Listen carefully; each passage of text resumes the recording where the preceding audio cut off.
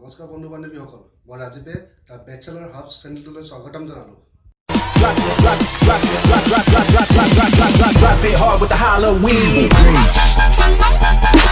ভিডিঅ'টো এটা বিশেষ কাৰণত বনাবলগীয়া হ'ল, যিটো ভিডিঅ'য়ে সমগ্ৰ অসম তথা ভাৰতবৰ্ষত তোলপাৰ লগাই আছে।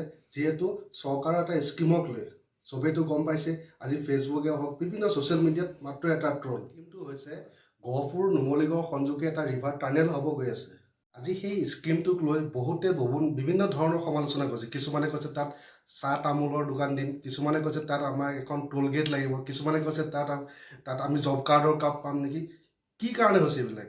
কিয় ট্ৰল কৰিব লাগে চৰকাৰখন? চৰকাৰে ইমান ধুনীয়া এটা স্কিম দিছে, আজি নহ'লেও আজি 3 বছৰ পিছততো হ'ব কমপ্লিট। কি কাৰণে হৈ আছে আৰু ৰিভাৰ টানেলৰ প্ৰয়োজনীয়তা কি?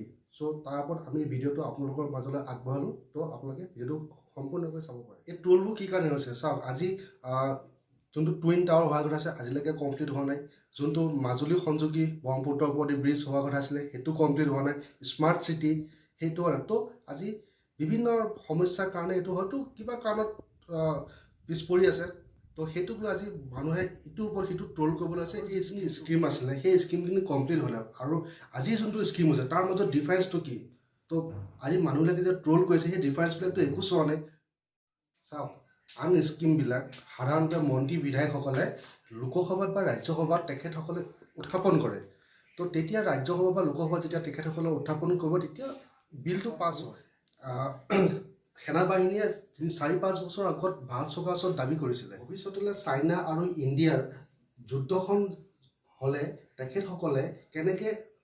তেখেতসকলৰ যুদ্ধ সামগ্ৰী কেনেকৈ অতি কম সময়ত লৈ যাব পাৰি, তেতিয়া সেই চৰকাৰৰ ওচৰত এই প্ৰস্তাৱটো আছিলে। চৰকাৰে এই প্ৰস্তাৱটো অনুমোদন জনোৱা নাছিলে। আজি অলপ দিন আগতে লাডাখত যিটো চাইনা আৰু ভাৰতবৰ্ষৰ এক যুদ্ধ পৰিস্থিতিৰ সন্মুখীন হৈছিলে, তো সেই পৰিস্থিতিৰ সন্মুখীন হৈ আজি তেখেতসকলে এই প্ৰস্তাৱটো আগবঢ়াইছে, স্কিমটো আগবঢ়াইছে। গতিকে এই ট্ৰলবোৰ চৰকাৰক আজি কৰা হোৱা নাই, যিহেতু এই প্ৰস্তাৱটো সেনাবাহিনীৰ প্ৰস্তাৱ। তো এতিয়া চাব গ'লে আপোনালোকে ট্ৰলটো সেনাবাহিনীৰ ওপৰতে কৰি আছে। ট্ৰল কৰিছে তেখেতসকলক এটা বিনম্ৰ অনুৰোধ জনাইছোঁ যাতে সেই ট্ৰলবিলাক কৈ আপোনালোকে ইমান হুলস্থুলীয়া পৰিৱেশ কৰিব নালাগে। এইটো ভাৰতবৰ্ষৰ ভিতৰত দীঘল সুৰংগ হ'বলৈ গৈ আছে। তো ইয়াৰ দৈৰ্ঘ্য হ'ব 14.2 কিলোমিটাৰ, 4 লেনযুক্ত হ'ব গৈ আছে। আৰু এই সুৰংগটোৰ কাম অলৰেডি চৰকাৰে দুই এটা কোম্পানীৰ লগতো কথা পাতিছে। হয়তো ডিচেম্বৰ মাহৰ পৰা এইটো ষ্টাৰ্ট হ'ব বুলি আমি গম পাইছোঁ। এইটো হ'লে আমাৰ সকলোৰে কাৰণে ভাল আৰু লগতে দেশখন সুৰক্ষিত হৈ থাকিব। তো আমি সকলোৱে কামনা কৰোঁ যাতে এই সুৰংগটো অতি সোনকালে সম্পূৰ্ণ হৈ উঠে। এই ভিডিঅ'টোত আমাৰ দুই এটা হয়তো ভুল হ'ব পাৰে।